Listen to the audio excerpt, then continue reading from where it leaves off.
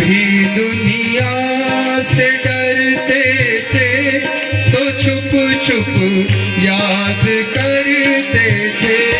कभी दुनिया से डरते थे कि छुप छुप याद करते थे। कभी दुनिया से डरते थे कि छुप छुप याद करते थे।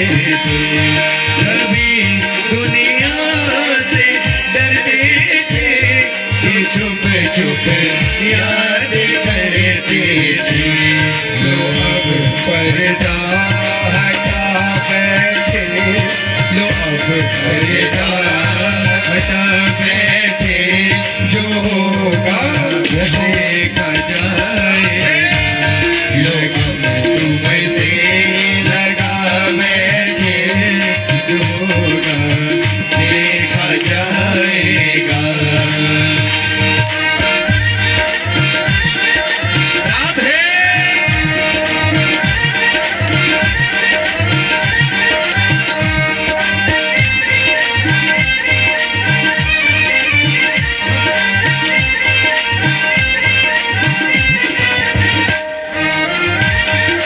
बाके बिहारी लाल की जय हो।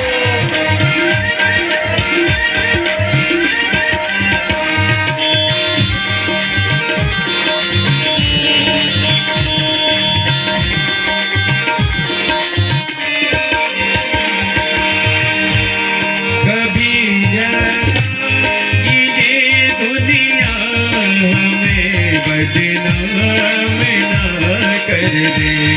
कभी डरता कि ये दुनिया हमें बदनाम ना कर दे। कभी डरता कि ये दुनिया हमें बदनाम ना कर दे। कभी डरता कि ये दुनिया हमें बदनाम ना कर दे।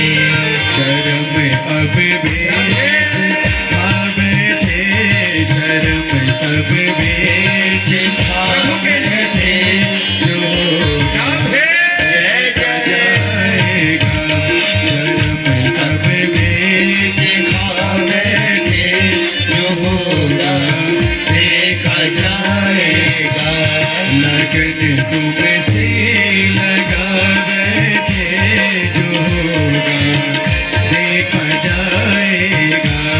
लगन तुमसे लगा बैठे, जो होगा देखा जाएगा।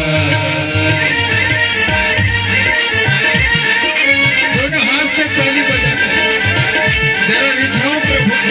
जय हो।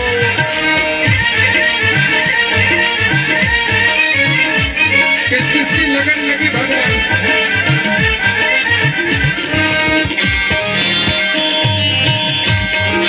रमण बिहारी लाल की जय हो।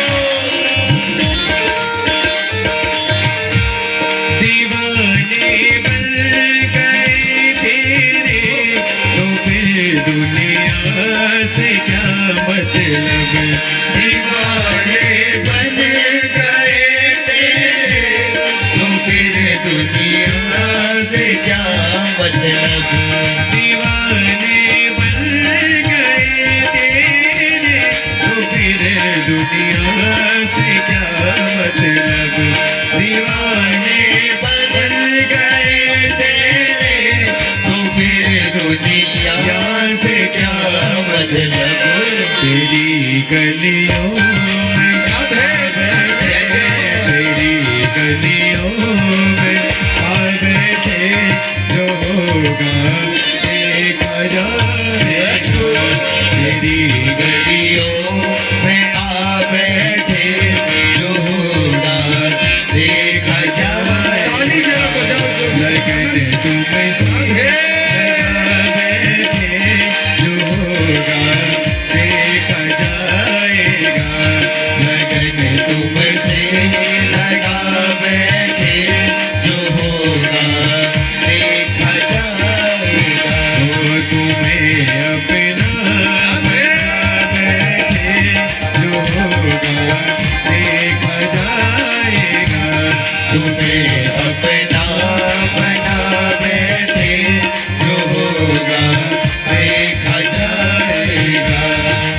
होगा देखा जाएगा, जो होगा देखा जाएगा।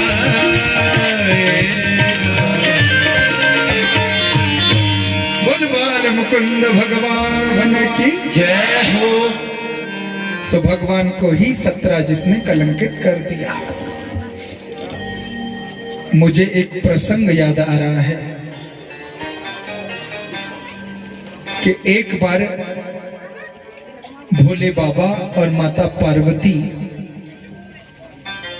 पार्वती ने कहा कि हे प्रभु, आप तो सारे दिन कैलाश में ही रहते हैं और मुझे भी आपने कैलाश पर्वत में ही रख दिया, प्रेम से बोलना पड़ेगा। कभी तो भोले बाबा मुझे भी घुमा के लाओ। सुनो, बड़ी सुंदर दंत कथा है।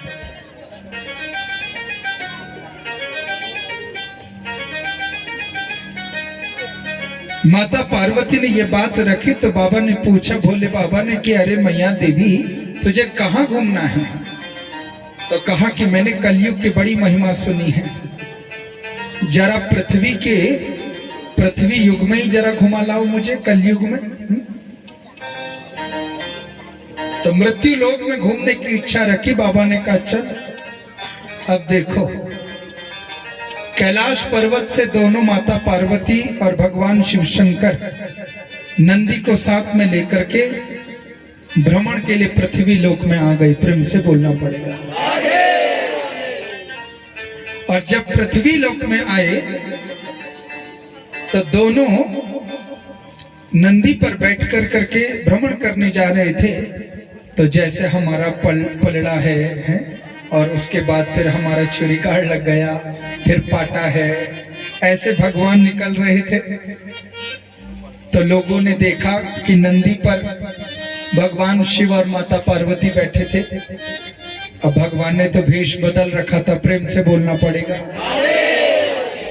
तो गांव के लोगों ने निंदा कर दी, कहा कि देखो देखो ये कितने निष्ठुर हैं, इनका हृदय कितना कठोर है कि बेचारा बूढ़ा बैल और दोनों उस पर बैठ करके जा रहे हैं।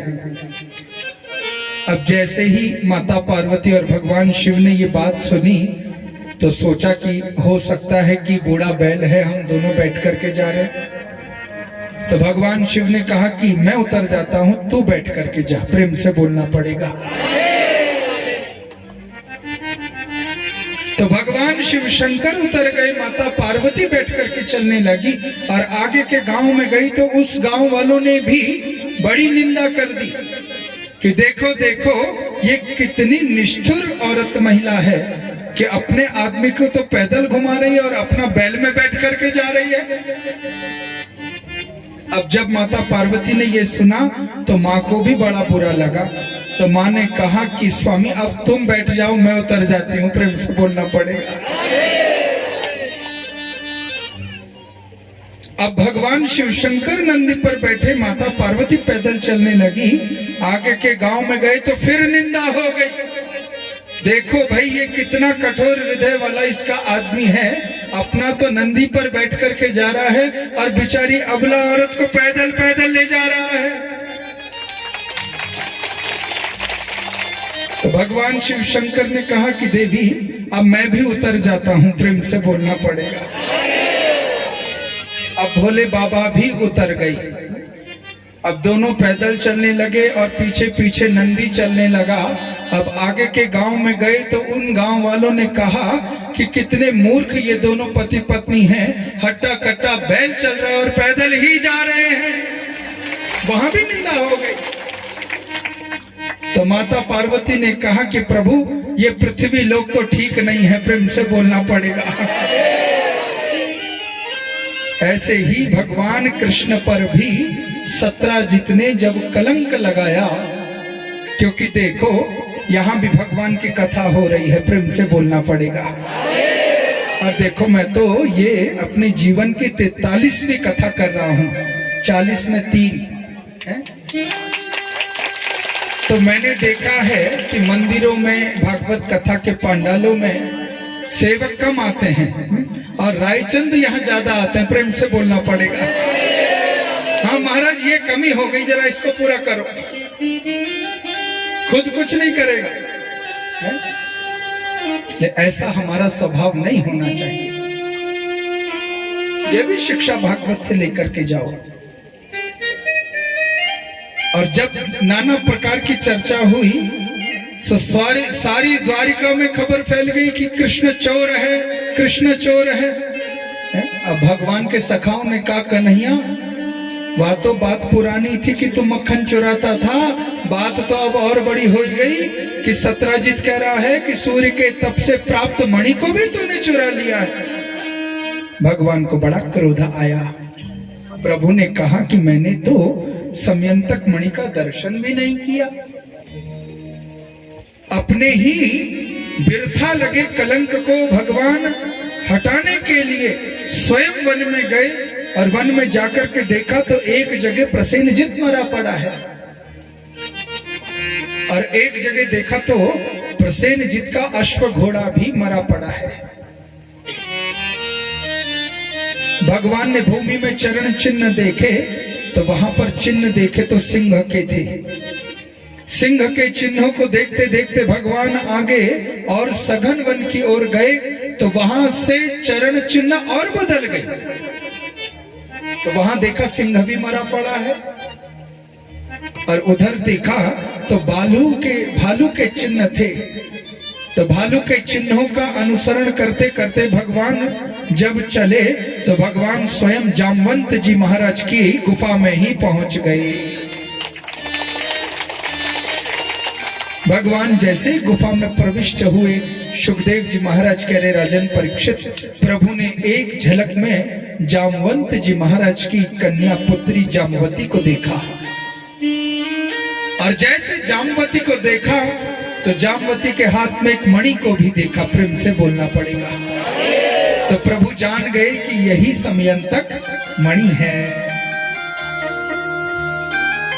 और जैसे भगवान ने मणि जामवती के हाथ से खींची तो वह जामवती चिल्लाई और जैसे ही जामवती ने शोर किया, चिल्लाई, तो तुरंत जामवंत जी महाराज जामवती के पिता वहां आ गए। तब जामवती ने कहा कि ये कोई पर पुरुष है और इसने मेरे हाथ से मेरी मणि ले ली है पिताजी। तो जामवंत जी महाराज युद्ध करने लगे और इतना युद्ध हुआ क्योंकि जामवंत जी के लिए कहते हैं कि उन्होंने 21 बार इस पृथ्वी लोक की भ्रमण किया था, परिक्रमा करी थी। वो इतने तेज पुंज थे। और देखो हनुमान जी के बल को जगाने वाले भी जामवंत जी महाराज थे। जामवंत के वचन सुहाए, का चुप साध रहे बलवाना। तो सुनते ही भयहु पर्वताकारा। हनुमान जी जामवंत जी के वचनों को सुनकर के कितने विराट हो गए थे। तो भगवान कृष्णचंद्र ने विचार लगाया कि यह तो बड़े बलशाली हैं, बड़े पराक्रमी हैं और ऐसे तो युद्ध न जाने कितने वर्षों तक चलता रहेगा। और उधर मुझे द्वारिका में कलंक लग गया, कलंक भी मिटाना कि जाने त्वां सर्वभूतानां प्राणो जहासहो बलम् विष्णुं पुराण पुरुषं प्रभु विष्णुं मधीश्वरं। एक झलक में ही भगवान कृष्णचंद्र प्रभु ने अपनी झांकी राम अवतार की करी और जैसे राम रूप प्रकट किया, जामवंत जी ने देखा कि एक हाथ में धनुष, एक हाथ में बाण, तो तत्काल नतमस्तक हो गए और कहा कि प्रभु मैं तो आपके स्वरूप को जान ही नहीं पाया, आपने कितना अद्भुत रूप बना दिया। रुदन कर करके प्रभु से क्षमा याचना करी और कहा प्रभु मुझे बताओ कि आप मेरी गुफा में कैसे आ गए। राम स्वरूप का स्मरण करके प्रभु ने कृष्णचंद्र रूप धारण किया और कहा कि हे जामवंत जी महाराज, मैं वही रामावतार का राम हूं जहां यहाँ पर कृष्ण चंद्र अवतार लेकर के प्रकट हुआ हूं, और द्वारिका में मैं राजा हूं, और वहां सत्राजित ने मुझे मणि का कलंक लगा दिया है, चोरी का। इसलिए उस कलंक को मिटाने के लिए वहां मैंने देखा कि प्रसेनजित सत्राजित का छोटा भाई और अश्व मरा पड़ा है। वहां पर आगे चल करके देखा कि सिंह मरा पड़ा है, तो जामवंत जी ने कहा कि बिल्कुल उस सिंह को मैंने ही मारा है। प्रेम से बोलना पड़ेगा। तो कहा प्रभु मुझसे बड़ी भूल हो गई जो मैं आपके लिए युद्ध ही करने लग गया। तो भगवान ने कहा कि हे जामवंत जी, अब आप मुझे ये मणि दे दो, मैं ये मणि सत्राजित को जाकर के दूंगा और कहूंगा कि सत्राजित तेरी मणि मैंने नहीं चुराई है। तो जामवंत जी महाराज ने कहा प्रभु अब जब आप मेरी गुफा में आ ही गए हैं, मेरी कुटिया में आ ही गए हैं, आपने मुझे दर्शन देकर के भी धन्य कर दिया, तो प्रभु और क्यों ना मैं पुण्य कमा लूं। तो कहा कि प्रभु मेरी पुत्री जामवती का हाथ भी आप ही थाम लो, है? और प्रभु का हाथ लिया, अपनी कन्या का जामवती का हाथ प्रभु के हाथ में रखा और मणि भी रख दी। कहा कि प्रभु कन्या को भी ले जाओ और कन्यादान भी ले जाओ। प्रेम से बोलना पड़ेगा। अब देखो भगवान वहां से जामवती के संग आए और तुरंत भगवान कहाँ गए? सत्राजित के पास गए। और तब प्रभु ने सत्राजित से कहा कि सत्राजितम समाहूय सभायाम राजसन्निधो सहपत्न्यां मणिग्रीवं सर्वे जात महोत्सवा। अरे सत्राजित राजा, तूने मुझे बिना बात के ही मणि का कलंक लगा दिया, चोरी का।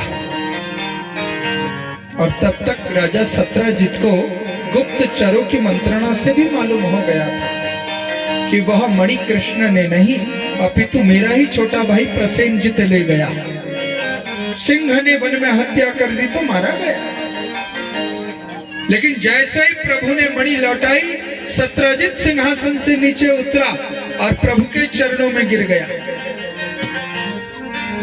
और कहा कि प्रभु सारी दुनिया को मणि प्रदान करने वाले आप हो, मैं जान गया, और मैंने कितना बड़ा दुस्साहस किया कि आपको ही मणि का चोरी आपके ऊपर लगा दी, मुझे क्षमा करो प्रभु। सब प्रभु ने सब बात बताई। तो देखो सत्राजित ने क्या कहा कि प्रभु अब इस मणि को मैं रख नहीं सकता। ताम सत्यभामा भगवान पुमेय यथा विधि। जैसे ही प्रभु ने सत्राजित को समेन तक मणि दी, तो सत्राजित ने अपनी पुत्री सत्यभामा को पुकारा, अरे सत्यभामा जरा राजभवन से बाहर निकल। पुकार लगाई तो सत्यभामा पिता की पुकार सुन करके आई और तब प्रभु से कहा कि जरा हाथ दो। प्रभु ने हाथ दिया तो सत्राजित राजा ने अपनी कन्या का हाथ भगवान के ही हाथ में रख दिया। और सत्राजित ने जब हाथ में हाथ दिया तो ऊपर से मणि को भी रख दिया। मानो सत्राजित ने भी यही कहा कि प्रभु कन्या भी ले जाओ और कन्यादान भी तुम ही ले जाओ। तो भगवान के 3 विवाह हो गए। प्रेम से बोलना पड़ेगा। जब 3 विवाह पूर्ण हुए भगवान के, तो फिर आगे 4था विवाह भगवान का हुआ किसके संग? कालिंदी के संग। सुखदेव जी महाराज कह रहे हैं, राजन परीक्षित,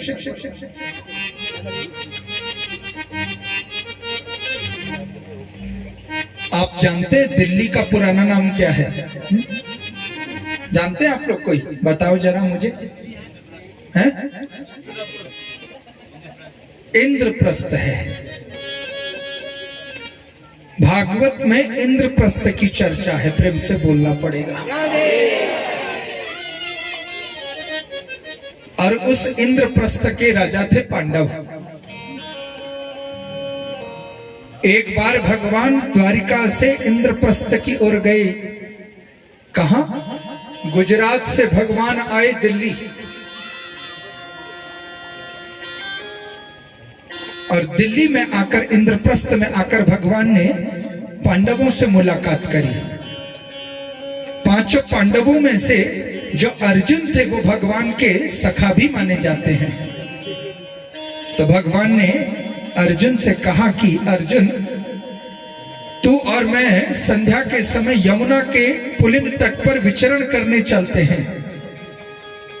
अब दिल्ली में मां यमुना भी बहती है, और मां यमुना के पवित्र तट का दर्शन करने के लिए जब प्रभु अपने सखा अर्जुन के संग निकले, तो प्रभु ने दूर दृष्टि से देखा कि यमुना के पुलिन तट पर एक दिव्य तेज से संपन्नित एक देवी बैठी है। प्रभु रथ से उतरे और अर्जुन से कहा कि अर्जुन, जरा पता लगा कि भाई ये देवी कौन है। अर्जुन यमुना के पुलिन तट के पास निकट गए और पूछा कि हे देवी, तुम कौन हो? तो देखो, सुखदेव जी महाराज कह रहे, राजन परीक्षित, जैसे ही प्रभु के सखा अर्जुन ने ये पूछा, तो तुरंत ही वह देवी ने अर्जुन को देखा और देख कर करके तुरंत कहा कि अहम देवस्यः सवितुर्दुहिता पतिमिच्छति विष्णुं वरेण्यं वरदं तपः परमास्थितः। तो कहा कि मैं सविता की दुहिता हूं और मेरा नाम कालिंदी है। विष्णुं वरेण्यं वरदं तपः परमास्थितः। विष्णु वरेण्यम, मैंने अपना संकल्प लिया है कि हे नवयुवक, अगर मैं विवाह करूं, वरण करूं, तो विष्णु वरेण्यम, मैं भगवान हरि से ही विवाह करूं। प्रेम से बोलना पड़ेगा। तो अर्जुन ने मुस्कुरा करके कहा कि अरे देवी, आज तेरा तप भी सफल हो गया, क्योंकि उधर देखो साक्षात भगवान के अवतार कृष्णचंद्र ही मेरे संग आए हैं।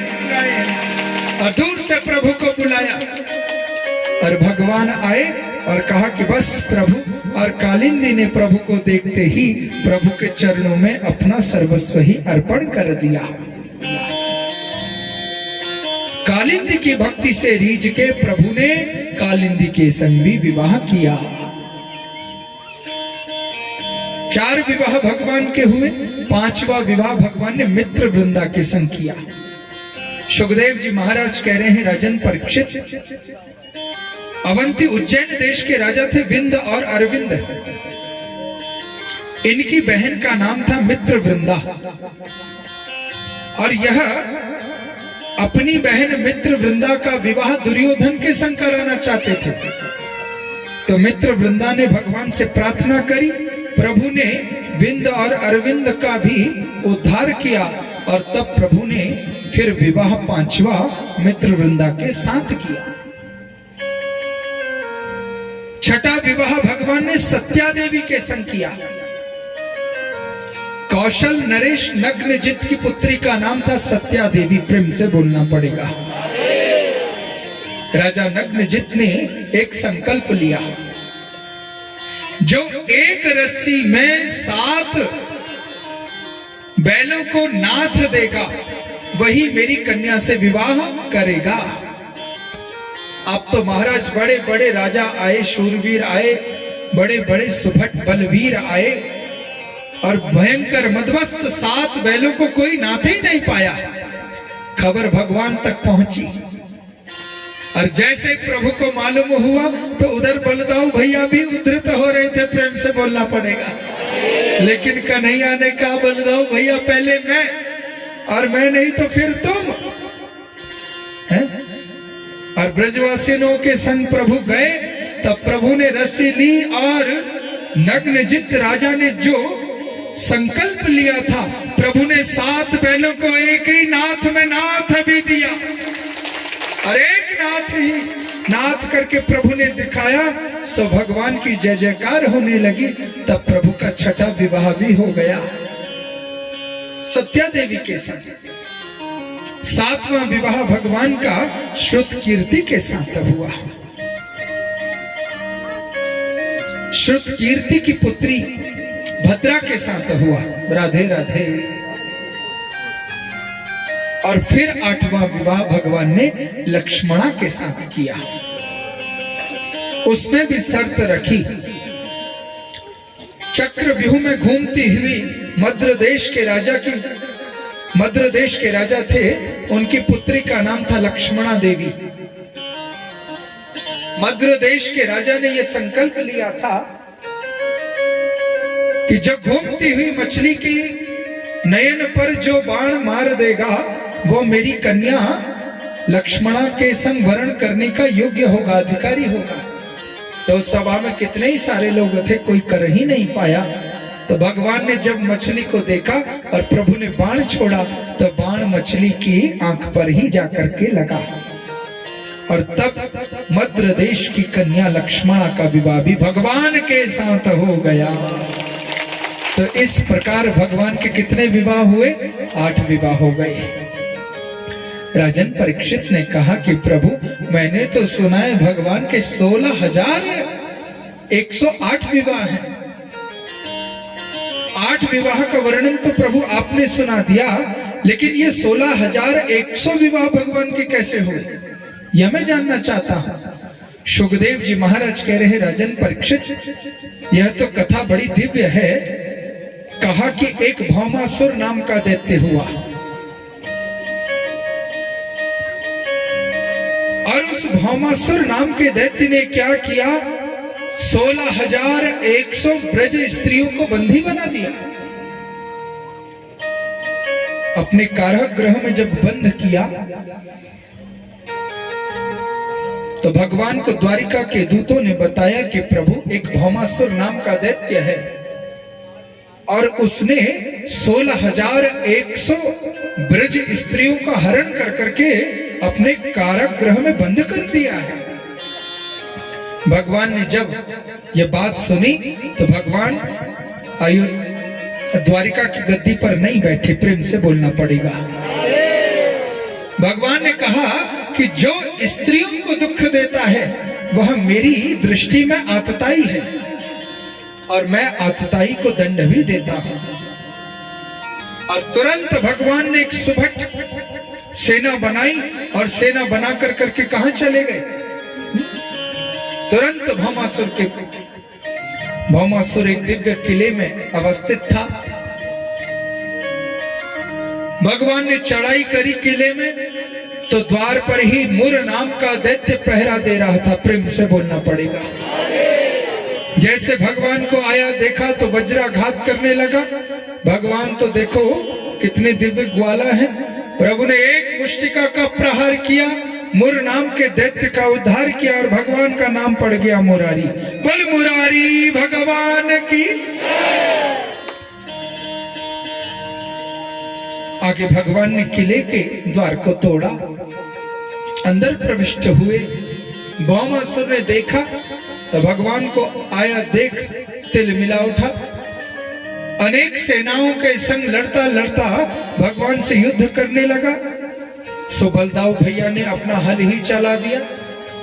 ऐसा हल चलाया बलदाऊ भैया ने कि बलराम जी महाराज के हल को देख करके सबका बल ढीला पड़ गया, और एक एक दुष्ट का चुन चुन करके बलदाऊ भैया ने उद्धार भी कर दिया। अब तो भौमासुर तलवार लेकर के भगवान को मारने दौड़ा। सो भगवान ने भी एक मुष्टिका का आघात किया, और प्रभु ने भौमासुर का भी उद्धार कर दिया।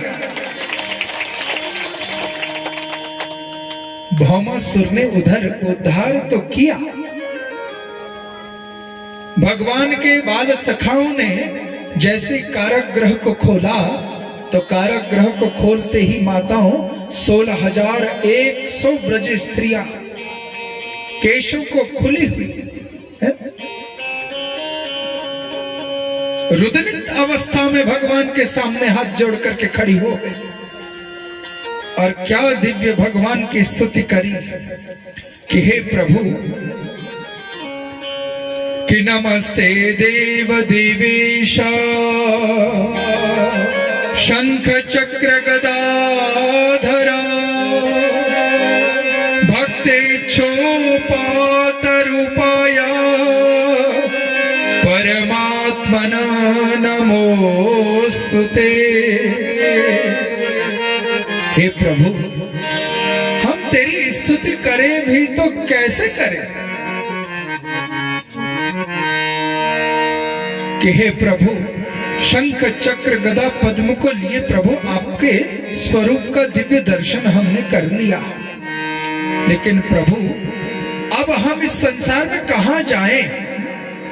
नमः पंकजनाभाय नमः पंकजमालिने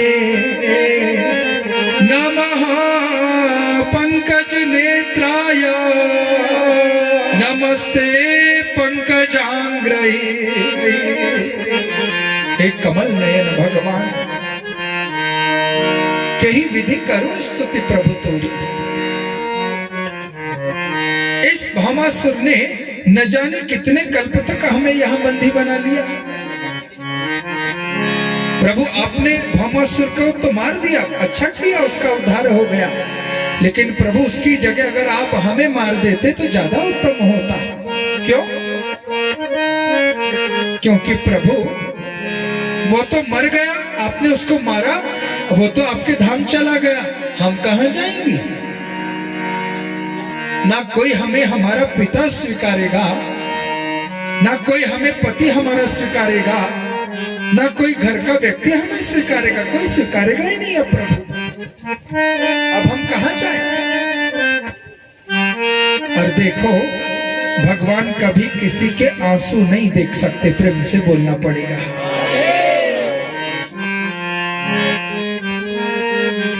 अगर कोई भगवान के सामने रो जाए ना तो भगवान उसके आंसू नहीं देख सकते।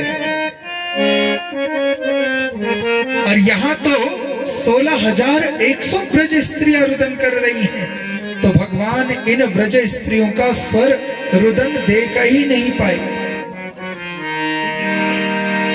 और जब प्रभु देख ही नहीं पाए तो इन्होंने प्रभु से पुकार लगाई, प्रभु अरे तुम ही मेरे हो, तुम ही मेरे और सब पराए, काम पड़ा तो तुम ही काम आए, काम पड़ा तो तुम ही काम आए। तुम ही मेरे हो प्रभु, तुम ही मेरे और सब पराए, काम पड़ा तो तुम ही काम आए, काम पड़ा तो तुम ही काम आए, काम पड़ा तो तुम ही काम आए, काम पड़ा तो तुम ही काम आए।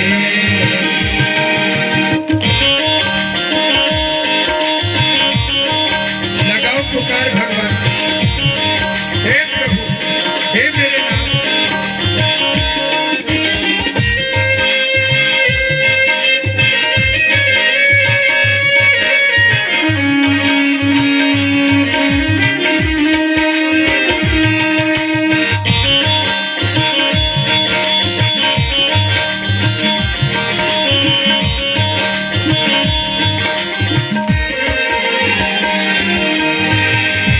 अच्छा हुआ जो बुरा वक्त भक्त कह रहे भगवान, अच्छा हुआ जो बुरा वक्त आया, वो अपने पराई को मैं जान पाया, अपने पराई को मैं जान पाया।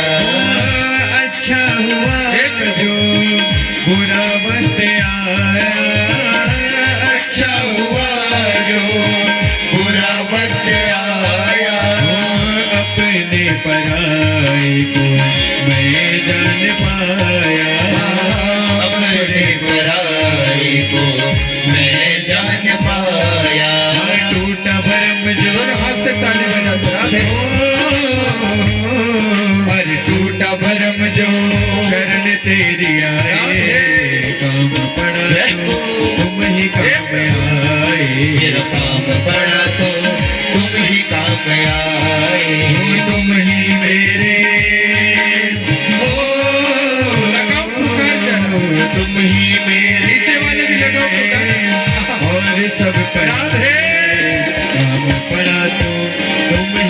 आए, मेरा काम पड़ा तो तुम ही काम आए।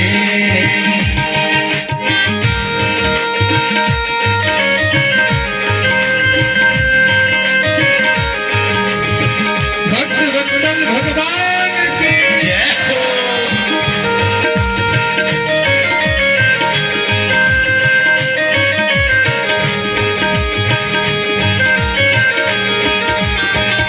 राधे। हाथ की रेखाएं बदली की बचाव से रहता है। दुनिया के मेले ने हमको बुलाया, दुनिया के मेले ने हमको बुलाया, दुनिया के मेले ने हमको बुलाया, दुनिया के मेले ने हमको बुलाया। कभी नाम तेरा जुबा पर ना आया, कभी नाम तेरा जुबा पर न आया। दुनिया के मेले ने हमको बुलाया, दुनिया के मेले ने हमको बुलाया। कभी नाम तेरा जुबा पर न आया, कभी नाम तेरा जुबा पर न आया। फिर भी भगवन फिर भी भगवन दौड़ करके आए, काम पड़ा तो तुम ही काम आए, मेरा काम पड़ा तो तुम ही काम आए। वो तुम ही मेरे हो, तुम ही मेरे और सब पर आए, काम पड़ा तो तुम ही काम आए, मेरा काम पड़ा तो तुम ही काम आए।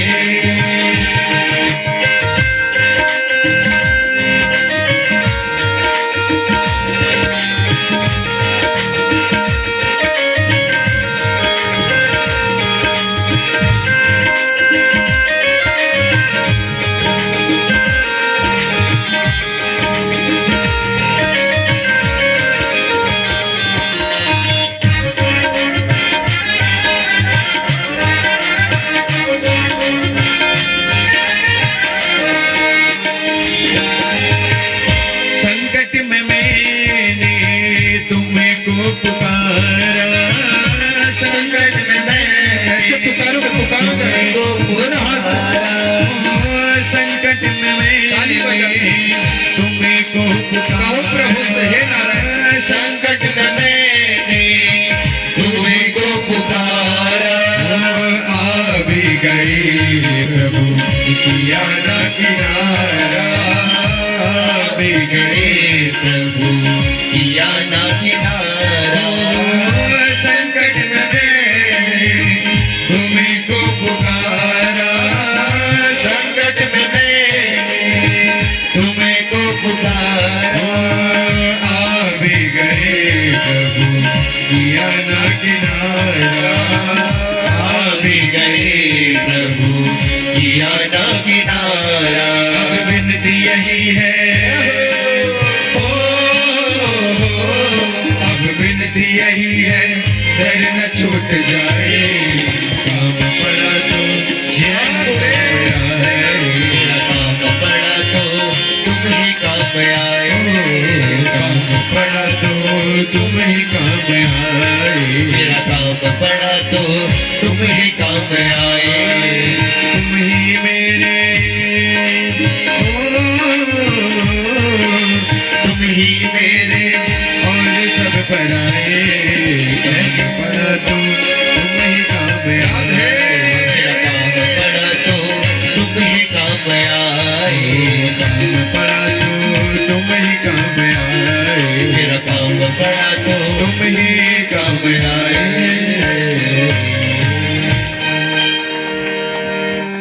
16,100 व्रज स्त्रियों ने भगवान से प्रार्थना करी, प्रभु कोई नहीं है आपके सिवा हमारा, और देखो भजन की पंक्ति थी, अच्छा हुआ जो बुरा वक्त आया, अपने पराये को मैं जान पाया। चरितमानस में भी एक देवी का वर्णन है। गौतम ऋषि ने श्राप दिया था, किसे? अहिल्या देवी को। जब अहिल्या को पत्थर बना दिया तो अहिल्या ये बात कोसती रही कि मेरा कोई दोष नहीं, मुझे पत्थर बना दिया, पत्थर बना दिया है? लेकिन जिस दिन अहिल्या के पास भगवान राम आए, ताड़िका के नहीं, तब प्रभु स्वयंवर को जा रहे थे। ताड़िका के वध के बाद विश्वामित्र जी के संग, तब वहां पर गुरु विश्वामित्र ने प्रभु को कहा कि ये पाषाणवत कोई देवी है और प्रभु आपके चरण रज को चाहती है। और जैसे ही भगवान ने चरण रज दिए और जैसे ही अपने चरण लगाए तो पत्थर बनी वह शल्या देवी पुनः अहिल्या बनकर के प्रकट हो गई। तब अहिल्या ने कहा कि मुनि श्राप जो दीना अति भल कीन्हा। मुनि ने जो मुझे श्राप दिया, मैं तो कोस रही थी कि मुझे क्यों पत्थर बनाया, क्यों पत्थर बनाया। लेकिन आज जब भगवान का चरण चिन्ह मुझे मिला सो मैं जान गई, अगर मुनि मुझे श्राप नहीं देते तो मुझे कहां परमात्मा आपका चरण मिलता, कहां मिलता। इसलिए कहा जाता है कि गुरु और संत की गाली भी भक्त के लिए सोने की नाली बन जाती है, उसका उद्धार ही होता है उस डांट में। और हमारे गुरु महाराज तो कहा करते थे कि जिसको मैंने कुछ अनर्गल कह दिया, और लोकोक्ति भी थी कि उसके न जाने कितने पाप कट जाते थे, पुण्य ही पुण्य बढ़ जाया करते थे। हर किसी को वह सहजता से डांटते नहीं थे, और जिसको डांट दिया तो उसका तो फिर आनंद ही आनंद है। तो इन 16,100 ब्रज स्त्रियों ने रुदन करके जब भगवान के सामने अपना नतमस्तक रखा तो भगवान ने आंसू नहीं देख पाए, और ब्रज स्त्रियों से कहा कि हे ब्रज स्त्रियों, जब मैं हूं तो मेरी को छोड़ करके तुम कहीं नहीं जा सकती। और भगवान ने ऐसे एक पल में ही एक वाक्य में ये बात कही कि तुम 16,100 ब्रज स्त्रियां, आज से तुम सब मेरी पत्नियां हो, कह दिया भगवान ने। और सबसे विवाह करके भगवान कहां आ गए? द्वारिका में आ गए। तो 8 तो मूल प्रकृति, और इधर भगवान भौमासुर की कैद में बंदी 16,108 ब्रज स्त्रियों से ये भगवान की पत्नियां हो गई। प्रेम से बोलना पड़ेगा। सुखदेव जी महाराज कह रहे, राजन परीक्षित, अब देखो कलयुग में तो आदमी एक से ही परेशान है, प्रेम से बोलना पड़ेगा, एक से ही बड़ा दुखी है। और उधर भगवान के कितने हो गए? 16,108। तो नारद जी महाराज को बड़ा विस्मय हुआ। तो नारद जी महाराज ने विचार किया कि जरा द्वारिका में देख करके आऊं कि भगवान 16,108 स्त्रियों के संग कैसे रह रहे हैं। वो भगवान तो एक ही है, और जिस देवी से प्रभु कम प्यार करते होंगे, स्नेह करते होंगे, सो उसी देवी के द्वारा भगवान को डांट खिलाऊंगा। प्रेम से बोलना पड़ेगा। और देखो भगवान नारद भागवत में प्रभु की दिनचर्या को देखने के लिए आए। जैसे ही द्वारिका में भगवान की दिनचर्या को देखने आए तो भगवान ने जब द्वार से देखा नारद जी ने, तो उधर देखा तो रुक्मणी माता के संग भगवान दिव्य रूप से चर्चा कर रहे हैं। वहीं से प्रणाम किया। आगे दूसरे कक्ष में नारद जी गए तो वहां देखा भगवान सत्यभामा के संग दुग्ध का पान कर रहे। नारद जी ने फिर प्रणाम किया। आगे चल करके देखा तो आगे दूसरे कक्ष में भगवान बैठे और प्रभु के चरण कालिंदी दबा रही है। भगवान ने फिर प्रणाम किया नारद जी ने। भागवत में सब विस्तार से लिखा है। आगे फिर कक्ष में गए नारद जी तो वहां देखा तो प्रभु नेत्र बंद कर करके लेटे हैं और लक्ष्मणा मां भगवान को, मां लक्ष्मणा प्रभु को पंखा झेल रही है। आगे और चल करके देखा तो देखा कि एक व्रज स्त्री भगवान को भोजन करा रही है। और फिर आगे चल करके जा करके, क्योंकि बहुत बड़ी द्वारिका, और उस द्वारिका का दर्शन किया तो जिस कक्ष में देखा सो उसी कक्ष में भगवान का दर्शन हो गया। तो नारद जी ने प्रणाम कर दिया, कहा प्रभु आपकी लीला आप ही जाने।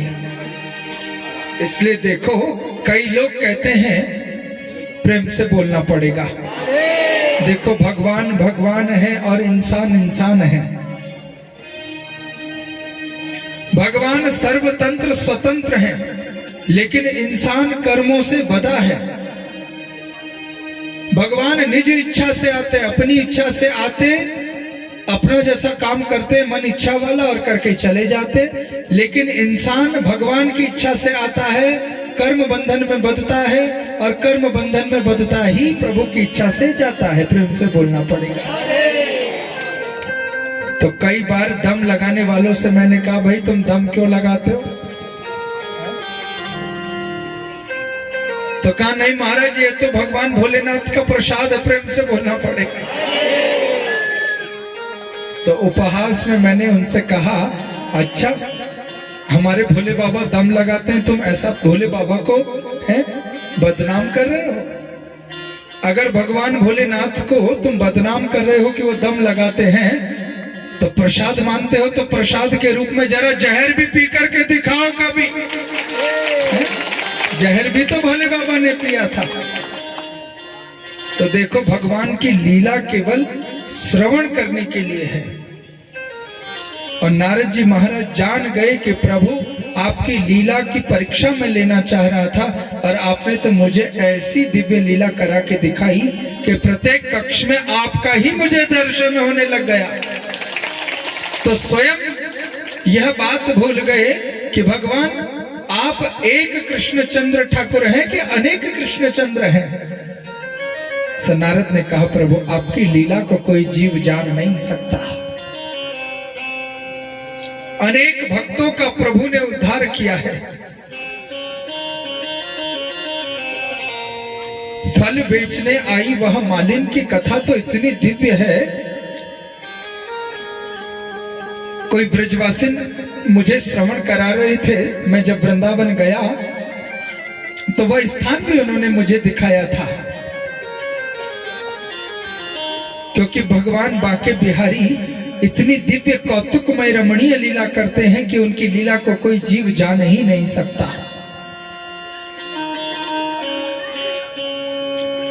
फल की टोकरी से भरा,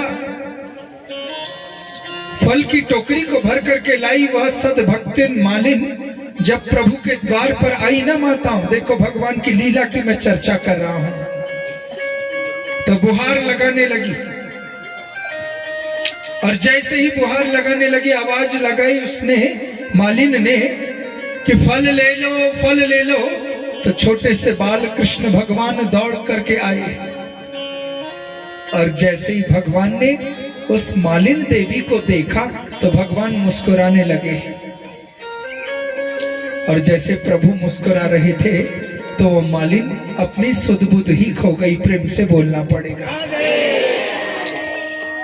कि रूपम भगवतो साक्षात् यन्मायार्पितम तथा। सो सुध-बुध खो गई वह मालिन। सब विचार करने लगी कि ये भगवान तो नहीं है कहीं। मेरे नेत्र तो मेरी झलक सजल इनकी प्रतिबिंब छाया से हटते ही नहीं, मूर्ति से हटते ही नहीं। तो कहा, लला तेरा नाम क्या है? भगवान मुस्कुरा करके बोले, मालिन मेरा नाम है कन्हैया। मालिन ने जैसे प्रभु का नाम सुना सो सुदबुद खो गई। सो प्रभु को एक पल टक लगा करके देखने लगी। सो भगवान से कहने लगी, प्रभु मैं तुझे फल देना चाहती हूँ। मानो भगवान हंसने लगे। सुखदेव जी महाराज कहते, राजन भगवान इसलिए हंसने लगे कि प्रभु कह रहे हैं, अरे मालिक सबको तो फल मैं देता हूँ और आज तो मुझे फल दे रही, मेरा भी बड़ा सौभाग्य है। छोटी सी प्रभु की कर और हाथों को बढ़ाया। अब प्रभु ने एक फल लिया, 2 फल लिया। सो भगवान ने उस भक्तिन मालिन के सारे फलों को ही अपने अंक पर रख लिया। कहा, मैया मेरे पास तो मूल्य है ही नहीं, और बाबा ते कहूंगा पूछूंगा तो बाबा तो मेरे को मारोगे। अब देखो तो कहा, कन्हैया तो राजा का लड़का है, लाला है। अन्न भंडार से जाकर के कुछ अन्न ही लिया। कन्हैया दौड़ करके गए। माताओं देखो भगवान ने कितनी नटसी लीला भागवत में करी। इसलिए तो उन भगवान का नाम रमण बिहारी लाल है। रमण किया भगवान ने ब्रज में। और उद्धव से प्रभु कह के गए, वृंदावनम परित्यज्यम पादमेकम न गच्छति। अयोध्या में चित्रकूट में मैं हूं या नहीं हूं, इसकी तो मैं कोई बात गारंटी नहीं देता, कह रहे प्रभु, लेकिन वृंदावन को एक पग भी छोड़ करके मैं नहीं जा सकता, क्योंकि वहां भक्तों ने मुझे अपनी प्रिय भक्ति से रिझाया है।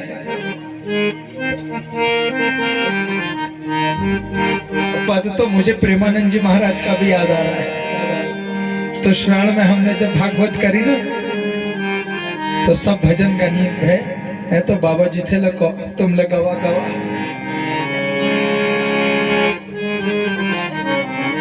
याद आ रहा ना तुम उनका गुरु जी जो कीबोर्ड बजनरी है, उस समय ढोलक मास्टर हो चुकी, क्योंकि भगवान तो गीत गोविंद से रीझते हैं। भगवान दौड़ करके गए और प्रभु ने फल रखे एक जगह, और जैसे ही प्रभु ने अन्न भंडार में हाथ डाला और जैसे मुट्ठी भर निकाला और तुरंत कन्हैया ने मिलाकर अंजलि से लेकर के प्रभु दौड़े, तो सारे के सारे बीज तो गिर गए। प्रेम से बोलना पड़ेगा। तो कुछ कण ही बीज के पास रहे, और जैसे ही उस सद्भक्तिन मालिन ने प्रभु का हाथ देखा तो उसमें तो कुछ ही कण थे। कहा, प्रभु मेरे लिए इतना ही लाए हो?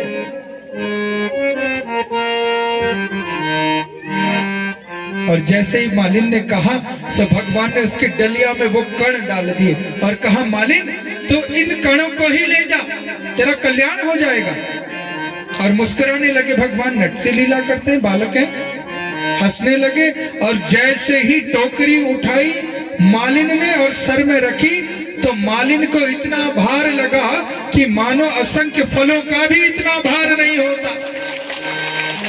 और जैसे टोकरी नीचे रखी तो देखा कि मणि मरकत रत्नों से टोकरी भरी थी। अब तो कन्हैया को देखने लगी तो भगवान तो दौड़ गए, सो भगवान मिले ही नहीं।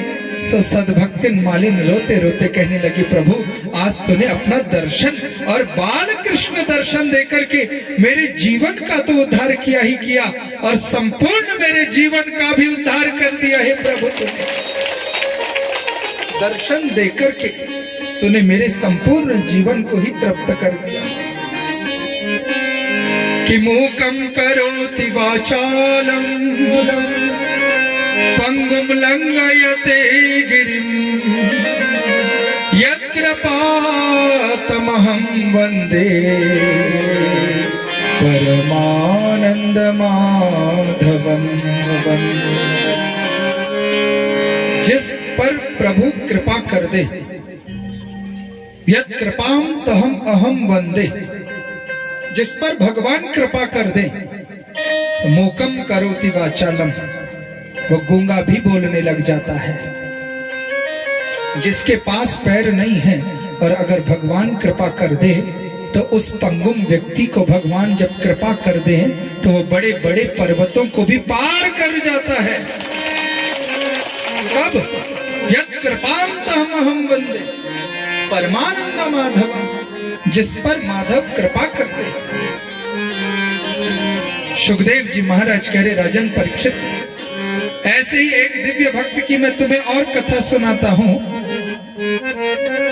जो भक्त निर्धन थे, दरिद्र थे, लेकिन भगवान के सखा थे। प्रेम से बोलना पड़ेगा। आप जान गए वो भक्त कौन थे? हैं? कौन थे? भगवान के भक्त, भगवान के बाल सखा सुदामा जी महाराज की कथा को सुनाने लगे। कृष्णास्यासीत सखा कश्चित् ब्राह्मणो ब्रह्मवित्तमः विरक्त इंद्रियार्थेषु प्रशांतात्मा जितेन्द्रियाः। सुदामा जी महाराज के चरित्र को सुखदेव जी महाराज सुनाने लगे। कहने लगे राजन परीक्षित, इतने दिव्य ब्राह्मण थे, ब्रह्मवित्तम थे, अनेक विद्याओं को जानते थे, लेकिन दरिद्र हो गए। और जब दरिद्री हुए तो भोजन ही नहीं मिला। एक दिन सुदामा जी की पत्नी का नाम था सुशीला। क्या नाम था माता? सुशीला देवी। सुशीला देवी ने कहा कि हे स्वामी, विरक्त इंद्रियार्थेषु प्रशांतात्मा जितेन्द्रियाः। आप इतने विरक्त हैं, इतना भजन करते, इतना कीर्तन करते हैं, इतनी प्रशांत आत्मा है प्रभु आप, लेकिन हमें भगवान क्यों इतनी दरिद्रता लग गई? हमारी दरिद्रता का नाश कैसे होगा? स्वामी, मैंने सुना है कि द्वारिका के जो राजा कृष्ण है, क्या वो तुम्हारे सखा है? सुदामा जी महाराज ने कहा बिल्कुल मेरे सखा है। तो कहा भाई प्रमाण क्या है? आप अगर आपके सखा हैं तो वह तो द्वारिका के राजा, और आप यहां इतने दरिद्री। तो कहा कि सुशीला, मैं कृष्ण से मिलने जा तो सकता हूं, लेकिन मेरे मन में एक संशय है। क्या संशय है? कहा कि हे सुशीला, अगर मैं अपने बाल सखा से मिलने जाऊंगा इतने दिनों के बाद, तो मेरा बाल कृष्ण सखा कहेगा कि भाई मेरे लिए क्या लाया? तो मेरे पास तो कुछ देने के लिए है ही नहीं। प्रेम से बोलना पड़ेगा। मैं क्या जाकर के दूंगा? तो देखो, सुशीला माँ ने कहा कि अगर आप अपने मित्र बाल सखा कृष्णचंद्र ठाकुर से मिलने जाएंगे तो कुछ उपहार की व्यवस्था मैं किए दूंगी। प्रेम से बोलना पड़ेगा। तो भिक्षावृत्ति करने सुशीला मैया निकल गई। याचित्वा चतुरो मुष्टिन विप्रान पृथुक तंडुला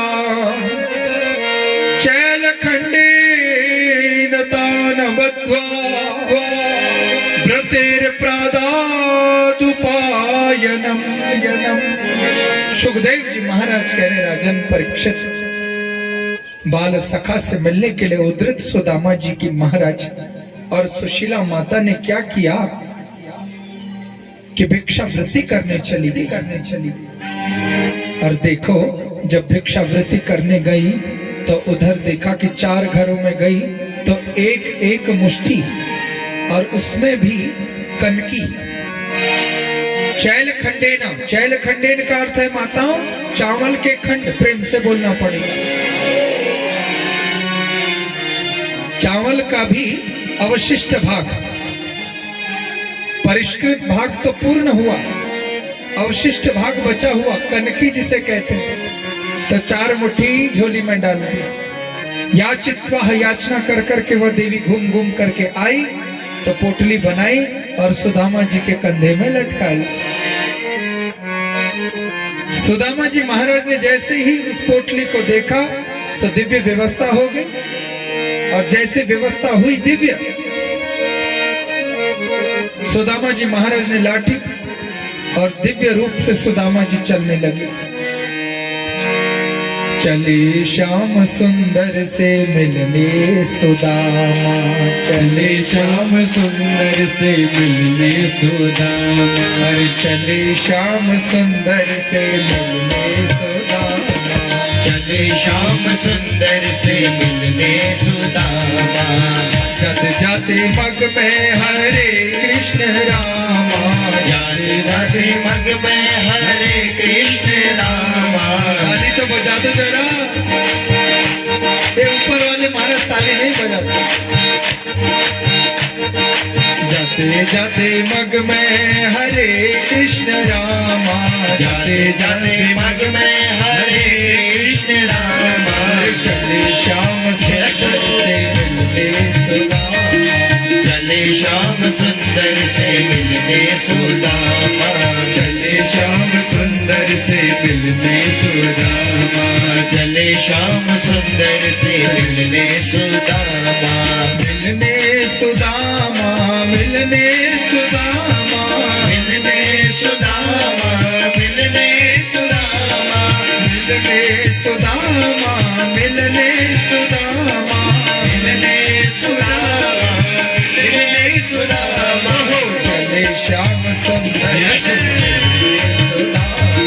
चले श्याम सुंदर से मिलने सुदामा। जय हो।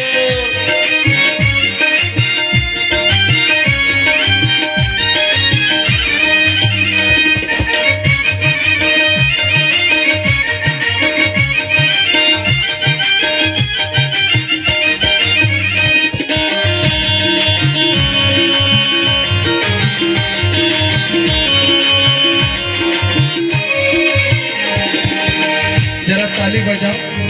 सुदामा जी मानो ये बात कह रहे हैं, तेरे दर से मैं खाली ना जाऊं, तेरे दर से मैं खाली न जाऊं।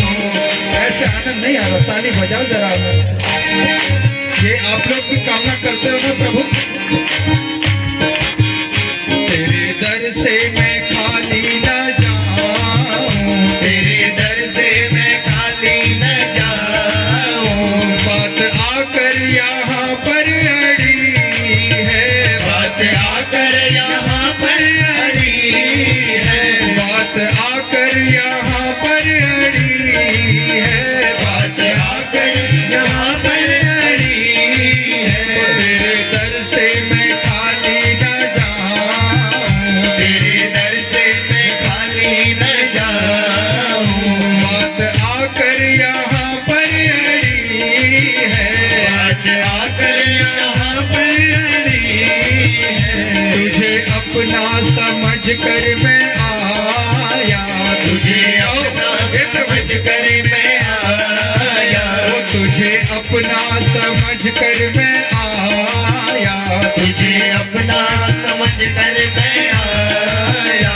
मांगने को तो दुनिया बड़ी है, मांगने को तो दुनिया बड़ी ओ है, मांगने को तो दुनिया बड़ी है, मांगने को तो दुनिया बड़ी है। जाते जाते मग में हरे कृष्ण रामा, जाते जाते मग में हरे कृष्ण रामा, जाते जाते मग में हरे कृष्ण रामा, जाते जाते मग में हरे कृष्ण रामा। चले श्याम सुंदर से मिलने सुदामा, चले श्याम सुंदर से मिलने सुदामा, चले श्याम सुंदर से मिलने सुदामा, चले श्याम सुंदर से मिलने सुदामा।